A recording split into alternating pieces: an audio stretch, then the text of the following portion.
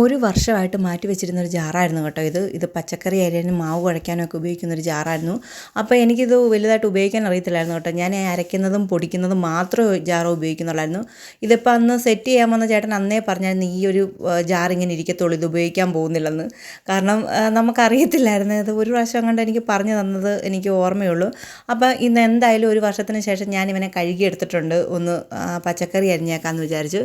അപ്പോൾ ഇതാ നല്ലപോലെ കഴുകി അഴുക്കൊക്കെ കഴിഞ്ഞ് ഞാൻ കഴുകിയെടുത്തുകൊണ്ട് വന്നു. അപ്പോൾ ഇനി നമുക്ക് പച്ചക്കറി ഒന്ന് അരിഞ്ഞേക്കാമെന്ന് വിചാരിച്ചു.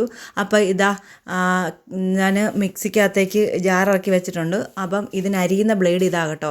അപ്പോൾ ഒരു ഊഹമാണ് ഇതാണ് ബ്ലേഡ് എന്നുള്ളത്, എനിക്ക് അറിയത്തില്ല, ഞാൻ ഓർക്കുന്നില്ല. എന്തായാലും ഇത് ഒന്ന് പരീക്ഷിച്ച് നോക്കിയേക്കാമെന്ന് വിചാരിച്ചു. അങ്ങനെ നമ്മുടെ പച്ചക്കറിയൊക്കെ കഴുകിക്കൊണ്ട് വന്നു. ഞാൻ എന്തായാലും ആ ജാറിൻ്റെ ഉള്ളിലേക്ക് പച്ചക്കറി ആക്കിയിട്ടുണ്ട് അരിയാൻ പാകത്തിന്. അപ്പം ഇത് എത്രത്തോളം കിട്ടുമെന്ന് അറിയത്തില്ല. മിക്സിയൊക്കെ ഓൺ ആക്കിയിട്ടുണ്ട്. അപ്പം നമ്മളിതാ പ്രതീക്ഷിച്ച പോലെ തന്നെ ആ ബ്ലേഡ് തന്നെയായിരുന്നു കേട്ടോ. എന്തായാലും നല്ല ഭംഗിയായിട്ട് അരിഞ്ഞ് കിട്ടിയിട്ടുണ്ട്. ഇത്രയും ദിവസം എൻ്റെ സമയങ്ങൾ പോയിക്കൊണ്ടിരുന്നു കേട്ടോ. ഒന്ന് ചെറുതായിട്ടൊന്ന് ഇങ്ങനെ ചെയ്ത് കൊടുത്താൽ മതിയായിരുന്നു. അരിഞ്ഞ സമയം ഒരുപാട് കളഞ്ഞിട്ടുണ്ട്.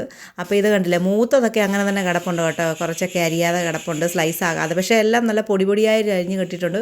ഒരു വെള്ളമയം ഒന്നുമില്ല കേട്ടോ. നല്ല ഭംഗിക്കായിട്ട് ആക്കിയിട്ടിരിക്കുന്നു കേട്ടോ. നല്ല സ്ലൈസായിട്ട് എനിക്ക് എന്തായാലും ഒരുപാട് ഇഷ്ടപ്പെട്ടു കേട്ടോ. നല്ല രസം, പിടിക്കുമ്പോൾ തന്നെ നല്ല സ്മൂത്താണ് പച്ചക്കറി.